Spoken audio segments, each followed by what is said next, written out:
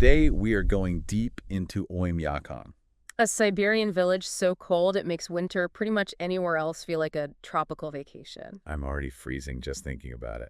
We've got this great big story piece on Oymyakon. And yeah, we're talking the coldest permanently inhabited place on Earth. So this deep dive is about more than just how many layers of clothing you need. Right? We're going to see how people build a life, a community, Yeah, a whole culture. in a place that honestly seems impossible to live in. Totally. Okay, so Oymyakon, Deep in Siberia. closer to the Arctic Circle than any major city. Like way closer. And we're talking about what, like 500 people Roughly who live there year-round. year-round. Okay, so give me the numbers. All right, so in 1924, Oymyakon hit 96.2 degrees Fahrenheit. Oh, wow. That's 71.2 Celsius. I don't even think my freezer gets that cold. To put that in perspective, that's colder than the surface of Mars. Goodness gracious. And the average winter temperature is around 58 Fahrenheit. So, like, every time you step outside, it's like walking into a meat locker.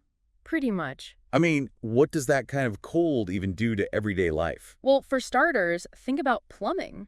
Oh, yeah. Pipes can freeze solid in a matter of hours Oh, gosh. if they aren't properly insulated. So no indoor plumbing. No, which is why you see outhouses being so common in Oymyakon. I mean, can you imagine not having running water in your house? I mean, it would completely change how we think about even the most basic things like brushing your teeth Yeah. or washing dishes. Everything involving water would become a race against the clock. That's wild. And it really highlights how this extreme environment shapes their community. How so? Well, you'd have to rely on your neighbors more. Even simple tasks become much more difficult. That's a good point. So it's like the cold kind of forces people to come together Exactly. It's like this shared challenge that really brings people together. and shows how resilient people can be. Oh, absolutely. Human resilience goes beyond just adapting physically. It impacts their entire social structure. That's fascinating. Okay, so we've talked about the cold and the plumbing, Right. but what about getting around? I could barely get my car started on a frosty morning here. How do people even drive in Oymyakon? Cars in Oymyakon are a whole other ballgame. You're not just worried about scraping ice off your windshield. We're talking about the fluids in your engine potentially freezing. Really? Yeah.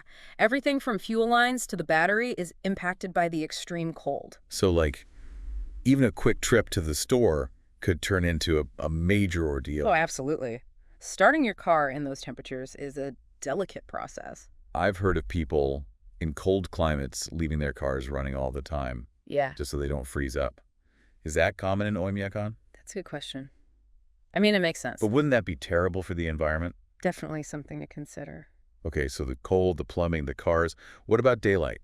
Yeah, I know I get a little bummed out when the days start getting shorter, sure. but Oymyakon is on a whole other level. What's it like living with those super long winter nights? Well, during the depths of winter, Oymyakon has this 21-hour-long night.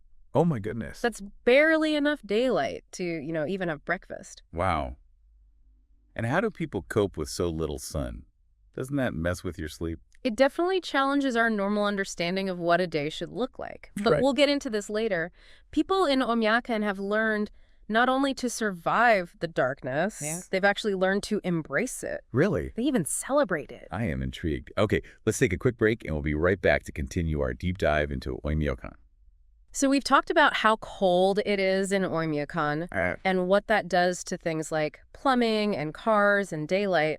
But what do people actually do for a living there? It's not like there's, a Wall Street in Oymyakon. It's not exactly a bustling metropolis, right? No, the economy there is rooted in traditions that have sustained the people for centuries. So we're talking like hunting and gathering. Is that still a thing?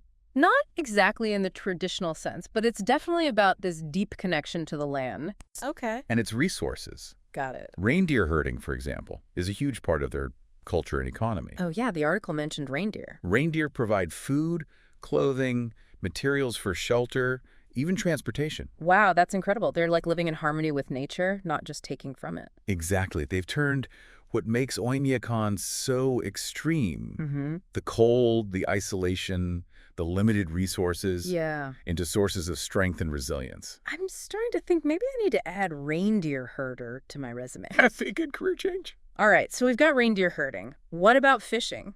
Right, ice fishing. Is that like a year-round thing in Oymyakon? Oh, yeah.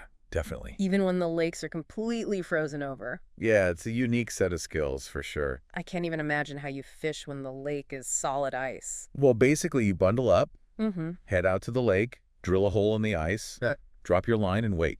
Oh my gosh. How long do they have to wait? Could be hours. Really? In that kind of cold. It really tests your patience and resilience, that's for sure. I bet it does. But it also speaks to this incredible adaptability of humans. To be able to survive in an environment like it. Exactly. And to find food in such extreme conditions. It's amazing. Okay, so reindeer herding, ice fishing. Right. What about getting around? I mean, we talked about how tough it is to even start a car. Yeah, it can be a real challenge. So in Oymyakon, they use this interesting mix of traditional and modern ways to get around. Like what? Reindeer and dog sleds are still common, especially when the roads are impassable, Wow. especially in more remote areas. So it's not just like a tourist attraction. No, it's an absolute necessity in some cases. That's so cool. It's like a reminder that even in this day and age, Right. there are still places on Earth where, like, ancient ways of life Mm-hmm. are still totally relevant. Exactly. And necessary. You know, earlier we talked about how the cold affects cars. Mm-hmm. Can you break that down a little more for me? Like, why does it make it so hard to start a car? So basically, it all comes down to how extreme cold affects liquids and chemical reactions. Okay. You know, engine oil thickens up when it gets really cold, Right. makes it much harder for the engine to turn over. That makes sense. And then there's the battery. Oh, yeah, the battery. Batteries rely on these chemical reactions to create electricity, and those reactions slow down in the cold. So even if you manage to get the engine turning over, Mm-hmm. the battery might not have enough power to keep it running?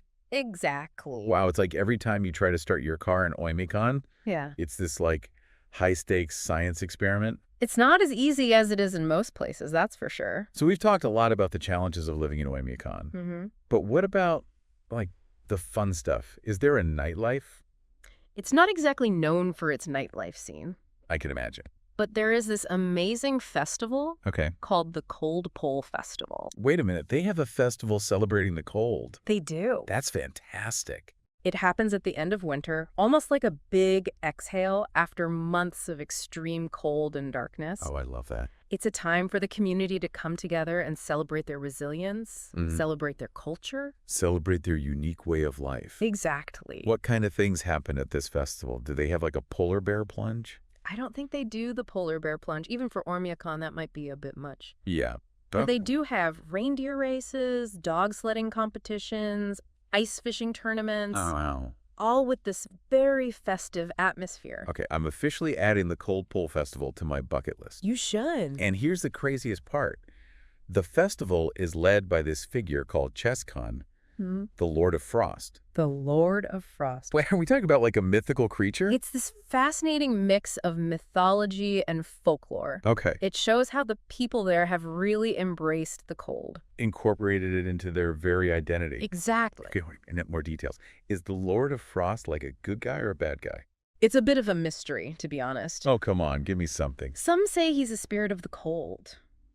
Others believe he's a protector of the land, like making sure everything stays balanced. Interesting. But no matter what, he's a central part of the festival and represents Oymyakon's unique identity. So it's not just surviving the cold. Right. It's about celebrating it, making it part of who they are. Exactly. That's incredible. I'm so fascinated by this place.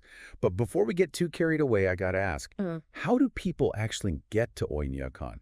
Is there like a special ice road they have to take?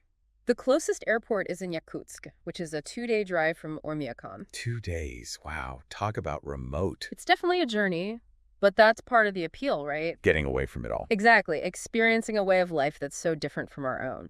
All right. So anybody listening who's feeling adventurous, Yeah. put Oymyakon on your travel bucket list. But before you book that ticket, let's talk about the biggest challenges someone from, a normal climate might face in a place like this. For me, I think the hardest thing wouldn't be like giving up my smartphone or learning to love reindeer meat. Yeah. It would be the cold. The cold is definitely in a league of its own. It's one thing to hear that it gets to -50, Right. but to actually feel it? It's a whole other ball game. Like, how do you even breathe? You have to learn to breathe, like really shallowly. Oh, wow. Just little sips of air. To warm it up before it hits your lungs. Exactly. I've heard that people's eyelashes can freeze together in that kind of cold. It sounds funny, but it's a real thing. Yeah. And it's not just the air temperature. It's how that cold just like sinks into everything. Yeah. Imagine touching a metal doorknob and your skin sticks to it. Oh, gosh. You have to constantly think about what you're touching. The article mentioned frostbite. Yeah. And to be honest, I don't really know what that means. So frostbite is when your skin and the tissue underneath literally freezes. Oh, wow. It starts with like numbness and tingling, Okay. but it can get really serious Yeah. and lead to permanent damage, even amputation. Wow. In Oymyakon, frostbite isn't just a risk, it's a constant threat. That's scary. It is. So it's not just about wearing warm clothes. Right. You have to be super careful about every little thing. You have to be aware of your body and your surroundings all the time. You know, for all the challenges. Yeah. There's something about Oymyakon that really draws me in. Me too.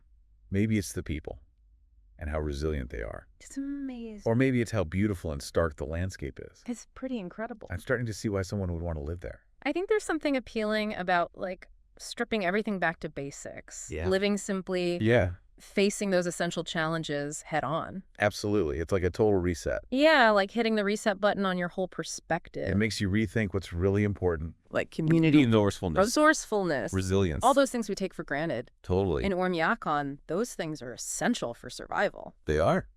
I started this deep dive thinking, who on earth would want to live in such an extreme place? Right. But now, honestly, I kind of get it.